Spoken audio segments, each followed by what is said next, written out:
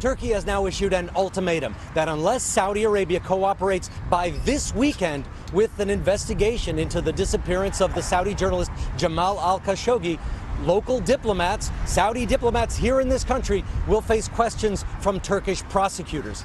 Outrage here is growing as new details emerge about what may have happened to Khashoggi inside that consulate. An explosive new report this morning from the Washington Post that Turkish officials have audio and video recordings of the gruesome murder of journalist Jamal Khashoggi inside the Saudi Arabian consulate in Istanbul. The paper, citing Turkish and U.S. officials, says the recordings offer proof Khashoggi was interrogated, tortured, and murdered. NBC News, which has not heard or seen the recordings, has previously learned the Turks bugged the consulate.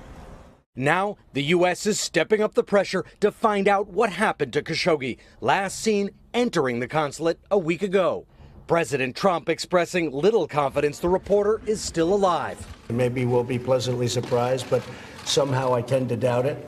Turkish officials say Khashoggi was killed by Saudi agents who arrived on 2 chartered planes and left the consulate in a convoy with a black van that may have been carrying Khashoggi's body cut into pieces. Saudi Arabia has denied any knowledge of the journalist's whereabouts. If Khashoggi was murdered, a key question is whether it was an attempt to grab him gone wrong or a hit ordered by the Saudi royal family. U.S. senators on both sides of the aisle say Saudi Arabia needs to provide answers. My instincts say that there's no question the Saudi government did this, and my instincts say that they murdered him. Saudi Arabia insists that Khashoggi left the consulate safe and sound, but has offered no proof, and it says that security cameras were not recording at the time.